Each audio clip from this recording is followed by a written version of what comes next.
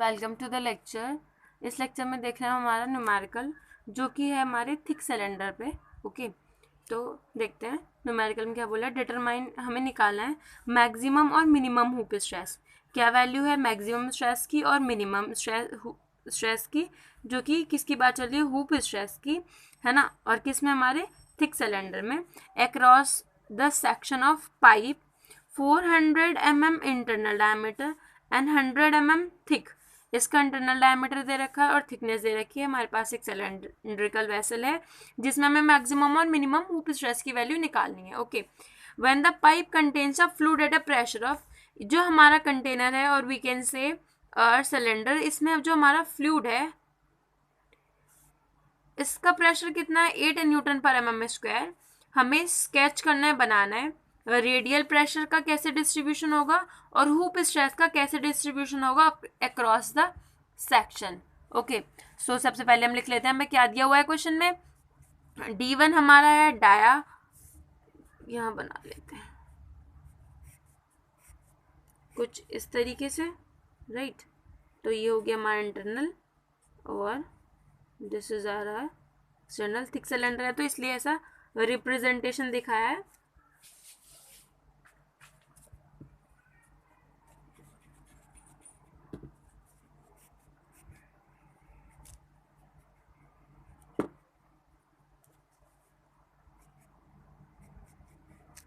Okay, तो कुछ इस तरीके से हमारा है।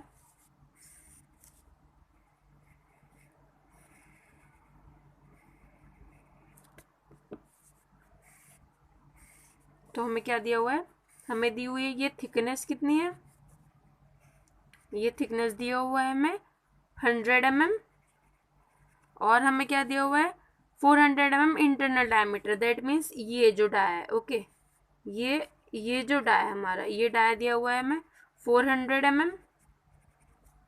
और यहाँ पे जो इसमें फ्लूइड है वो कितना प्रेशर यहाँ पे अप्लाई कर रहा है, वो दिया हुआ हमें 8 न्यूटन पर mm स्क्वायर। ओके, स्केच करना है हमें pressure distribution radial and hoop stress distribution इस सेक्शन के अक्रॉस इस थिकनेस में। ओके, तो देखते हैं हम।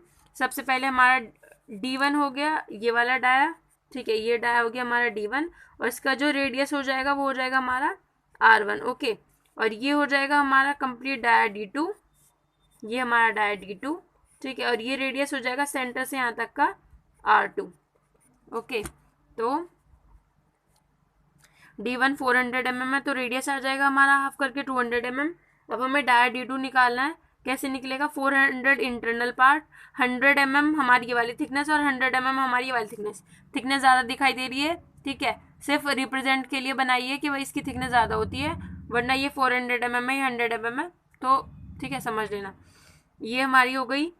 तो अगर बात करें D2 की, तो D2 क्या होगा 400 प्लस 100 प्लस 100, या फिर कहते हैं 2 इंटू 100, तो D2 हो जाएगा हमारा 600। हाफ करेंगे तो हमारा रेडियस निकल जाएगा 300 mm। ओके, हमें दिया हुआ fluid pressure, internal fluid pressure को पी नोट से लिखते हैं। पी नोट हमारा आ गया 8 न्यूटन पर mm स्क्वायर। हमें पता ही, हमने हमारी इक्वेशंस जो है लास्ट लेक्चर में फाइंड आउट करी थी, लैमीज इक्वेशन बोलते हैं जिसको। इसमें हमारी पी एक्स की value, that means pressure at any radius x is equals to b upon x square minus a, here b and a is a constant, okay, also known as Lami's constant। so ये हमारी हो गई equation है, बहुत important है, इसको याद कर लेना। ये किसकी वैल्यू होती है, पी एक्स रेडियल प्रेशर की। ओके, वैल्यू होती है हमारी किसके इक्वल होती है, b upon x square minus a. तो अब हम कर सकते हैं हमारी बाउंड्री कंडीशन अप्लाई, जो कि हमें पता है जब हमारी एक्स क्या था हमारा, ये एक्स क्या था हमारा, हमने क्या लिया था, एलिमेंट्री रिंग ली थी, ठीक है। अगर ये हमारा इंटरनल वाला पार्ट है, आउटर वाला पार्ट है, तो हमने एक रिंग ली थी ऐसे करके, ओके, जिसको बोला था हमने एक्स डिस्टेंस पे है सेंटर से, राइट। तो अगर हमारा एक्स बन जाता है R1, मतलब यहाँ आ जाता है इस वाले पार्ट पे, ठीक है, इंटरनल वाले पार्ट पे, तो रेडियस हो जाएगी हमारी 200 mm और इंटरनल प्रेशर कितना है 8 न्यूटन पर mm स्क्वायर, तो पी एक्स की वैल्यू हो जाएगी। अगर हम एक्स की बात करें R2 पे पहुंच जाए, यहाँ आउटर पे पहुंच जाए, यहाँ पे, ठीक है, R2 मतलब यहाँ पे पहुंच जाए, तो फिर हमारी रेडियस हो जाएगी R2 की वैल्यू हमारी कितनी 300 mm 300 mm, और Px हो जाएगा हमारा 0, क्योंकि यहाँ पे क्या होगा एटमॉस्फेरिक प्रेशर, यहाँ पे आते आते प्रेशर क्या हो जाता है हमारा 0। ओके, तो हमें हमारी इक्वेशन पता है। इस इक्वेशन हमने दोनों बाउंड्री कंडीशन पुट करके अपनी दो नई इक्वेशन बना ली। ओके, तो हमको पता है हमारी Px की वैल्यू क्या होगी 8 होगी, 8 रखी, व्हेन R1 इज 200, ठीक है, दैट मीन्स x हमारा 200 है, तो हमने क्या रखा Px, ये क्या है हमारा, ये हमारा Px equals to b upon x square minus a. Px की वैल्यू 8 है, 8 रख दिया, b अपॉन एक्स का स्क्वायर, पहले के लिए बात करें तो 200, 200 का स्क्वायर माइनस ए, तो 200 का स्क्वायर करेंगे हमारा बन जाएगा ये, ठीक है। ऐसे हमने सेकंड इक्वेशन बना ली सेकंड बाउंड्री कंडीशन के लिए। 0 प्रेशर हमारा 0 है, when there is radius is 300 mm, 0 equals to b upon 300 का स्क्वायर माइनस ए, और ये हो जाएगी हमारी क्वेश्चन नंबर सेकंड। ओके, अब हम इसको इसमें से माइनस करेंगे तो हमारा यहाँ से क्या हो जाएगा, ए हमारा कैंसिल आउट हो जाएगा। ओके, तो हमने इसलिए हमने क्या किया सब्ट्रैक्ट कर दिया क्वेश्चन नंबर सेकंड से इक्वेशन नंबर फर्स्ट को, तो हमें क्या मिलेगा हमारा, हमें मिल गई हमारी ये इक्वेशन। ओके, अभी क्या करा हमने यहाँ पे एलसीएम ले लिया। ओके, इसको उधर भेजा, इसको उधर भेजा, यहाँ हो गया 9b माइनस 4b, और ये आ गया हमारा एलसीएम, 9b माइनस 4b आ गया 5b अपॉन 3640। ओके, अभी क्या 8 is equals to 5b upon 3640, 8 equals to 5b upon 3640, यहाँ से हमने हमारी b की वैल्यू निकाली। ओके, हमारे पास आ गई हमारी b की वैल्यू। अभी हमने क्या करना है, हमारे पास एक कांस्टेंट की वैल्यू मिल गई, हमें हमारे दूसरे कांस्टेंट की वैल्यू भी निकाल लेनी है। ओके, क्यों कर रहे हैं हम ऐसा, अच्छा क्यों कर रहे हैं हम ऐसा, क्योंकि हमें क्या निकालना है, हूप स्ट्रेस निकालनी है, कितनी मैक्सिमम होती है कितनी मिनिमम होती है। तो हमारी जो हूप स्ट्रेस का फॉर्मूला होता है वो क्या होता है, हमारी हूप स्ट्रेस का फॉर्मूला होता है sigma x equals to b upon x square plus a. Okay, तो हमें निकालनी है मैक्सिमम कितनी होगी मिनिमम कितनी होगी, तो हमें क्या चाहिए, हमारा बी चाहिए और ए चाहिए, जो कि हमारे कांस्टेंट है, ठीक है। तो इसलिए हम इनको कैसे निकालना है, ऐसे प्रोसीजर से निकालते हैं। पहले हम प्रेशर्स की इक्वेशन बनाएंगे, बाउंड्री कंडीशन अप्लाई करेंगे, ठीक है, फिर हमारे ए और बी फाइंड आउट करने के बाद में हम अपनी सिग्मा एक्स की वैल्यू में रख लें, जो कि हमारी क्या होती है हूप स्ट्रेस की वैल्यू होती है। ओके, तो हम इसलिए सब ताम झाम कर रहे हैं, हमें क्या निकालना है हमारा ए और हमें हमारा बी निकालना है। ओके, तो हम बाउंड्री कंडीशन पी एक्स में अप्लाई कर सकते हैं, अप्लाई करके हमने दोनों को सब्ट्रैक्ट कर दिया तो हमारी बी की वैल्यू आ गई। अब इस बी की वैल्यू को अगर हम इस वाली इक्वेशन में रख दें, देखो इसमें बी की वैल्यू रखेंगे तो डायरेक्ट ए की वैल्यू निकल जाएगी हमारी, ठीक है, रख तो इसमें भी सकते हैं बट इसमें से डायरेक्ट आ जाएगी।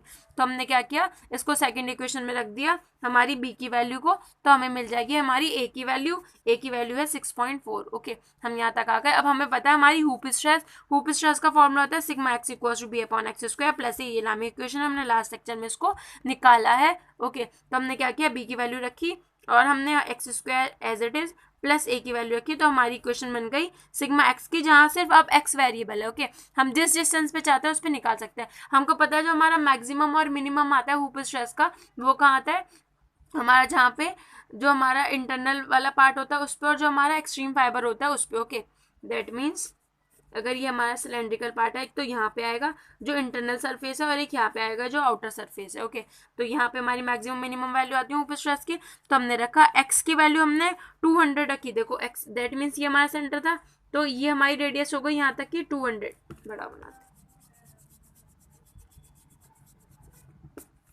यहाँ देखते हैं, ये हमारा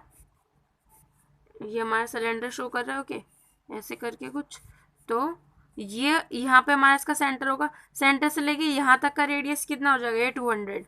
ओके, ये हो गया हमारा 200 mm, और यहाँ से यहाँ तक का रेडियस हो जाएगा हमारा 300 mm। ओके, इस वाले पॉइंट की बात चलिए, इस वाले पॉइंट की हमारा है centre. Okay, this is our centre.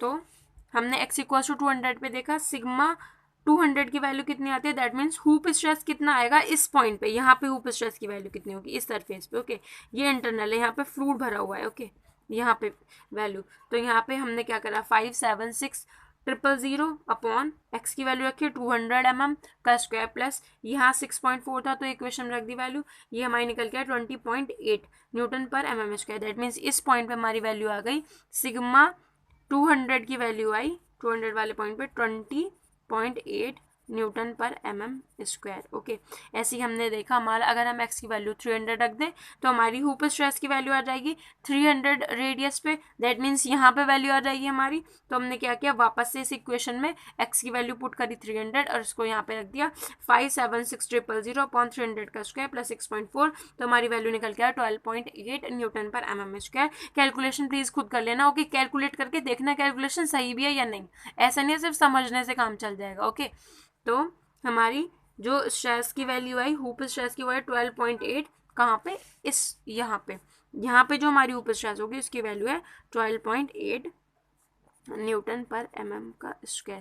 देखो साफ सी बात है, यहाँ पे फ्लूइड है, यहाँ पे प्रेशर ज़्यादा है, तो यहाँ पे स्ट्रेस की वैल्यू ज़्यादा होगी इस हुप स्ट्रेस की, ठीक है, जो मटेरियल रेसिस्ट करने की कोशिश कर रहा है उसकी, और यहाँ पे जो हमारी वैल्यू होगी वो क्या हो जाएगी, कम हो जाएगी यहाँ से यहाँ तक। और ये पावर क्या है, x का स्क्वायर, दैट मीन्स यहाँ पे क्या होगा, यहाँ से यहाँ पे क्या होगा, हमारा जो इस पॉइंट से और इस पॉइंट तक जो वेरिएशन होगा वो लीनियर नहीं होगा, वो कैसा होगा, हमारा पैराबोलिक वेरिएशन होगा। ओके, सो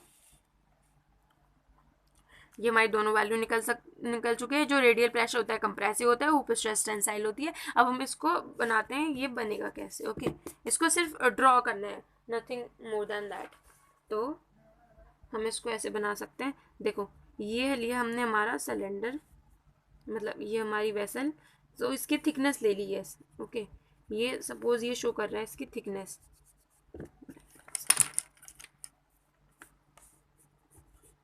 ये हो गई हमारी थिकनेस। ओके, जो कितनी थी 100 mm, राइट। तो यहाँ पे इस पॉइंट पे जो हमारा रेडियस होगा वो आर की वैल्यू कितनी होगी 200 mm, और इस पे हो जाएगी आर की वैल्यू 300 mm। इसको प्लॉट करके देखना है, तो ये क्या रिप्रेजेंट कर रहा है, हमारा हुप स्ट्रेस को रिप्रेजेंट कर रहा है डायग्राम। और हुप स्ट्रेस की वैल्यू 200 पे कितनी है हमारी 20.8, दैट मीन्स ये हो गई हमारी 20.8। ओके, इतना ऊंचा बना लिया हमने इसको, ये हो गई हमारी 20.8 क्या है यूनिट, न्यूटन पर mm²। ओके, और यहाँ पे इस पॉइंट पे कितनी है 300 पे हमारी वैल्यू 12.8, तो ये हो गई हमारी वैल्यू।